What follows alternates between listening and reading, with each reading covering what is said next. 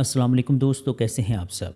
अल्लाह से दुआ है आप सब खैरियत से हों और जहाँ भी हों अल्लाह की अमान में हों। अल्लाह आपको सेहत और ईमान वाली लंबी ज़िंदगी अता करे। दोस्तों, स्टोरी सुनने से पहले आयतल कुर्सी और सूरह नास का हिसार लाजमी कर लें ताकि आप उन आफात बलिया से महफूज रह सकें। हेडफोन लगा लें और कमरे की लाइट्स ऑफ कर दें ताकि आप स्टोरी को बेहतर तरीके से एंजॉय कर सकें। दोस्तों, आप सबसे रिक्वेस्ट है कि मेरे इस चैनल को सब्सक्राइब करें और बेल नोटिफिकेशन को ऑन कर दें ताकि हमारी आने वाली हर वीडियो का नोटिफिकेशन आप तक बआसानी पहुंच सके। बहुत शुक्रिया दोस्तों। बढ़ते हैं आज की स्टोरीज़ की जानिब। दोस्तों, ये पहली स्टोरी हमसे शेयर की है अकरम खान ने। चलिए सुनते हैं अकरम खान की स्टोरी उन्हीं की ज़ुबानी। मेरा नाम अकरम खान है और मैं पिछले 15 साल से ट्रक चला रहा हूँ। मैंने मुल्क के तकरीबन हर रूट पर सफ़र किया है। कराची से पेशावर, कोयटा से लाहौर, लंबी सड़कें, सुनसान रास्ते और रात का अंधेरा, ये सब मेरे लिए मामूल की बात है। ट्रक ड्राइवर की ज़िंदगी आसान नहीं होती, ख़ास तौर पर रात के सफ़र। कभी नींद का दबाव, कभी सुनसान सड़कें, कभी अजीबोगरीब लोग। लेकिन एक चीज़ हमेशा मेरे साथ रही, वो था मेरा एतमाद। मैं समझता था कि मैं हर हालात को संभाल सकता हूँ। लेकिन एक ऐसी रात आई जिसने मुझे ये एहसास दिलाया कि कुछ रास्ते ऐसे होते हैं जहाँ इंसान अकेला नहीं होता। ये वाक़या 2020 का है। मैं सखर से हैदराबाद की तरफ जा रहा था। सामान लोड था और मुझे सुबह तक पहुँचाना था, इसलिए मैंने रात को ही सफ़र शुरू कर दिया। रात का 1 बज रहा था और हाईवे तकरीबन खाली था। दूर दूर तक कोई गाड़ी नज़र नहीं आ रही थी, सिर्फ मेरा ट्रक और अंधेरा। हवा में एक अजीब सी खामोशी थी, जैसे सब कुछ रुका हुआ हो। मैंने रेडियो ऑन किया लेकिन सिग्नल नहीं आ रहे थे। मैंने कंधे झटके और ड्राइविंग जारी रखी। तकरीबन आधा घंटा गुजर चुका था कि अचानक मुझे सड़क के किनारे एक औरत खड़ी नजर आई। उसे देखकर मैं चौंक गया। वो बिल्कुल अकेली थी, सफ़ेद कपड़ों में और सर झुकाए खड़ी थी। इतनी रात को इस सुनसान जगह पर एक औरत। मेरे दिल में हल्का सा शक आया। मैंने ट्रक आहिस्ता किया लेकिन रोका नहीं। जैसे ही मैं उसके करीब पहुंचा, उसने आहिस्ता से अपना सर उठाया और मेरी तरफ देखा। मैं आज तक उस नज़र को नहीं भूला। उसकी आंखें बिल्कुल खाली थी, जैसे अंदर कुछ भी ना हो। मैंने फ़ौरन नज़रें हटा ली और रफ्तार तेज़ कर दी। मैंने खुद से कहा, यह सब वहम है, शायद कोई मुसाफिर हो। लेकिन दिल मानने को तैयार नहीं था। तकरीबन 10 मिनट बाद मैंने दोबारा सड़क के किनारे देखा और मेरा खून जम गया। वही औरत दोबारा वहाँ खड़ी थी, उसी जगह, उसी हालत में। ये नामुमकिन था। मैंने उसे पीछे छोड़ दिया था। मेरी सांस तेज़ हो गई। मैंने ट्रक की रफ्तार बढ़ा दी। अब मैं पूरी तरह खौफज़दा हो चुका था। लेकिन ये ख़त्म नहीं हुआ। कुछ देर बाद मुझे अपने ट्रक के पीछे किसी के बैठने की आवाज़ सुनाई दी, जैसे कोई सामान के ऊपर बैठ गया हो। मैंने रियर व्यू मिरर में देखा, लेकिन वहाँ मुझे कुछ भी नज़र नहीं आया। लेकिन आवाज़ वाज़ेह थी। मैंने दिल ही दिल में दुआएं पढ़ना शुरू की। अचानक मेरे कान के करीब एक आवाज़ आई, रोक दो। मैंने फ़ौरन ब्रेक लगाई। ट्रक रुक गया। मैंने कांपते हाथों से दरवाज़ा खोला और नीचे उतरा। चारों तरफ अंधेरा था, कोई नहीं था। मैंने खुद को संभाला और दोबारा ड्राइविंग सीट पर आ गया। लेकिन जैसे ही मैं बैठा, मुझे एहसास हुआ कि मैं वहाँ पर अकेला नहीं हूँ। मेरे साथ वाली सीट पर कोई बैठा था। मैंने आहिस्ता से मुड़कर देखा और मेरा दिल जैसे रुक सा गया। मेरे करीब वही औरत खामोशी से बैठी थी। उसे देखकर मैं जम सा गया। वो आहिस्ता से बोली, तुमने मुझे क्यों छोड़ा? मेरी आवाज़ नहीं निकल रही थी। मैंने आंखें बंद कर ली और ज़ोर ज़ोर से दुआएं पढ़ने लगा। अचानक ट्रक खुद ब खुद चलने लगा। मैंने स्टीयरिंग पकड़ा लेकिन कंट्रोल मेरे हाथ में नहीं था। ट्रक सीधा तेज़ी से सड़क पर बढ़ रहा था। वो औरत अब भी मेरे साथ बैठी थी और आहिस्ता आहिस्ता मेरी तरफ झुक रही थी। اب تم بھی میرے ساتھ چلو گے۔ میں چیخنا چاہتا تھا لیکن آواز کہیں جیسے میری گم سی ہو گئی۔ پھر اچانک ٹرک نے زور سے جھٹکا لیا اور رک گیا۔ میں نے آنکھیں کھولی، وہ عورت غائب تھی۔ میں وہاں پر اکیلا تھا۔ ٹرک سڑک کے کنارے کھڑا تھا۔ میں نے فوراً گاڑی سٹارٹ کی اور بغیر پیچھے دیکھے آگے بڑھ گیا۔ صبح ہونے تک میں ایک لفظ نہیں بولا۔ جب میں حیدرآباد پہنچا تو میں سیدھا ایک ہوٹل میں جا کر بیٹھ گیا۔ اس رات کے بعد میں نے کبھی اکیلے اس راستے پر سفر نہیں کیا، لیکن آج بھی جب میں رات کو گاڑی چلاتا ہوں تو کبھی کبھی مجھے اپنے ساتھ والی سیٹ پر کسی کی موجودگی محسوس ہوتی، جیسے کوئی خاموشی سے میرے قریب بیٹھا ہو۔ بڑھتے ہیں ایک اور سٹوری کی جانب۔ یہ سٹوری ہم سے شیئر کی ہے سلیم عباس نے۔ چلیے سنتے ہیں سلیم عباس کی سٹوری انہی کی زبان۔ میرا نام سلیم عباس ہے اور میں پچھلے 10 سال سے ایمبولینس چلا رہا ہوں۔ میں نے اپنی زندگی میں وہ سب کچھ دیکھا ہے جس سے عام انسان دور بھاگتا ہے۔ ایکسیڈنٹس، زخمی لوگ، مرتے ہوئے مریض اور لاشیں، بہت سی لاشیں۔ شروع میں مجھے بھی ڈر لگتا تھا، لیکن وقت کے ساتھ ساتھ یہ سب معمول بن گیا۔ میرے لیے مردہ جسم صرف ایک ذمہ داری تھا، ایک کام جسے مجھے پورا کرنا ہوتا ہے۔ لیکن ایک رات ایک لاش نے مجھے یہ احساس دلایا کہ ہر چیز اتنی سادہ نہیں ہوتی اور کچھ لاشیں واقعی مردہ نہیں ہوتی۔ یہ واقعہ 2021 کا ہے۔ رات کے تقریباً 1:45 ہو رہے تھے جب مجھے کال آئی۔ جناح ہاسپٹل سے ایک لاش کو ملیر کے ایک علاقے میں لے کر جانا تھا۔ یہ کوئی غیر معمولی بات نہیں تھی، میں روز ایسے کام کرتا تھا۔ میں فوراً ہاسپٹل پہنچ گیا۔ وہاں ایک کمپاؤنڈر نے مجھے روکا اور آہستہ سے کہا، بھائی یہ کیس تھوڑا عجیب ہے۔ میں نے ہنستے ہوئے کہا، ہر کیس عجیب ہی ہوتا ہے یہاں، لیکن اس کے چہرے پر سنجیدگی تھی۔ نہیں، یہ والا مختلف ہے۔ میں نے زیادہ دھیان نہیں دیا۔ لاش ایک نوجوان لڑکے کی تھی، عمر زیادہ سے زیادہ 25 سال ہوگی، چہرہ سفید، آنکھیں بند، لیکن ایک عجیب بات تھی، اس کے ہونٹ ہلکے سے کھلے ہوئے تھے، جیسے وہ کچھ کہنا چاہتا ہو۔ میں نے دل ہی دل میں کہا شاید یہ میرا وہم ہے۔ ہم نے لاش کو ایمبولینس کے پچھلے حصے میں رکھ دیا۔ میں نے دروازہ بند کیا اور ڈرائیونگ سیٹ پر آ کر بیٹھ گیا۔ رات کافی خاموش تھی۔ میں نے گاڑی سٹارٹ کی اور ملیر کی طرف روانہ ہو گیا۔ پہلے کچھ منٹ سب کچھ نارمل تھا، لیکن پھر مجھے پیچھے سے ہلکی سی آواز سنائی دی، جیسے کوئی چیز حرکت کر رہی ہو۔ میں نے ریئر ویو مرر میں دیکھا، لیکن سب کچھ ٹھیک تھا۔ میں نے خود کو سمجھایا کہ سڑک کی وجہ سے لاش ہل رہی ہوگی، لیکن کچھ دیر بعد وہ آواز دوبارہ آئی، اس بار زیادہ واضح، جیسے کوئی آہستہ آہستہ سانس لے رہا ہو۔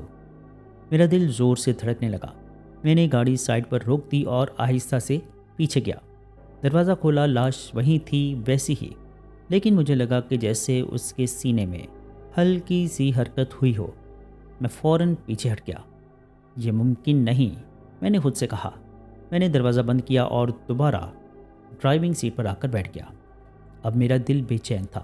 میں نے گاڑی کی رفتار تیز کر دی، لیکن پھر وہی آواز دوبارہ آئی، اس بار ایک سرگوشی، پانی۔ میرے ہاتھ کانپنے لگے۔ میں نے فوراً گاڑی روکی اور پوچھا، کون ہے؟ لیکن آگے سے کوئی جواب نہیں آیا۔ میں نے پیچھے دیکھا، لاش ویسے ہی پڑی تھی، لیکن اس کی آنکھیں آدھی کھلی ہوئی تھی۔ یہ دیکھ کر میرا خون جیسے جم گیا ہو۔ میں چیخنا چاہتا تھا، لیکن آواز میرے حلق میں اٹک رہ گئی۔ اچانک وہ آہستہ سے اٹھ کر بیٹھ گئی۔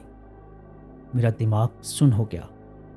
وہ سیدھا مجھے دیکھ رہی تھی، آنکھیں خالی لیکن زندہ۔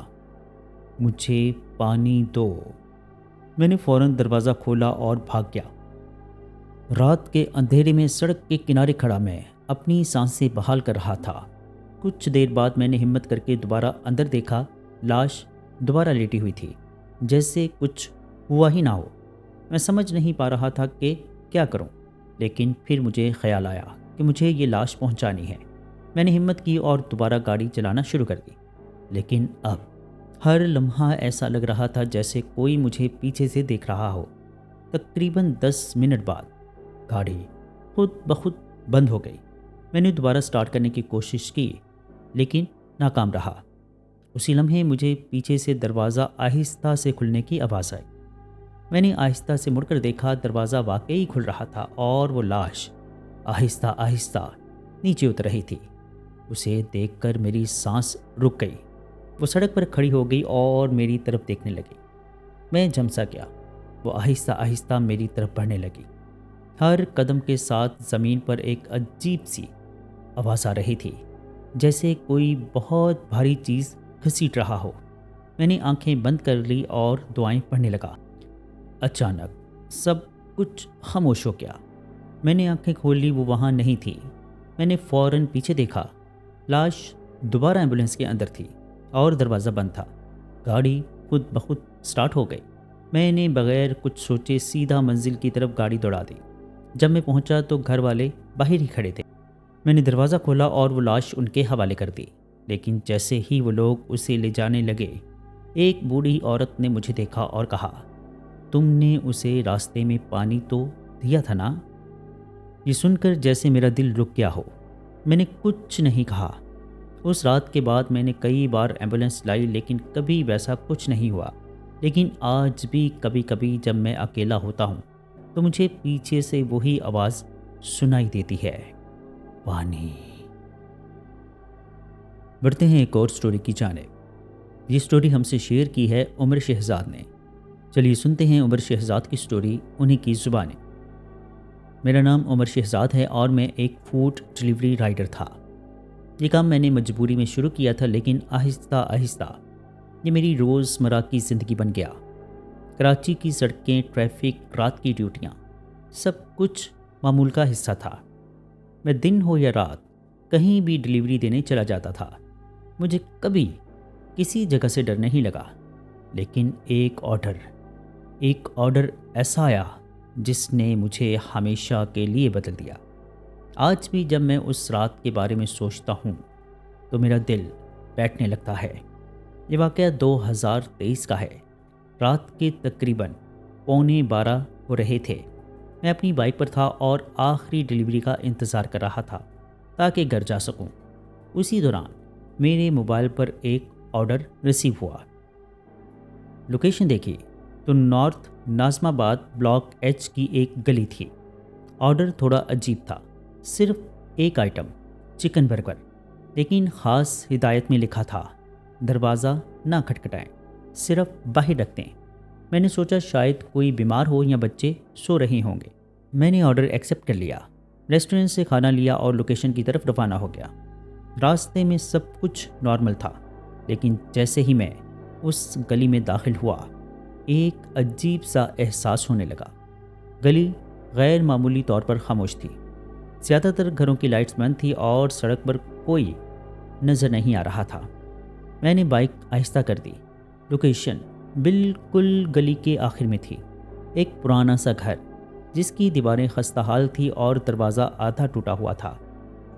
میں کچھ لمحے وہیں رکا رہا۔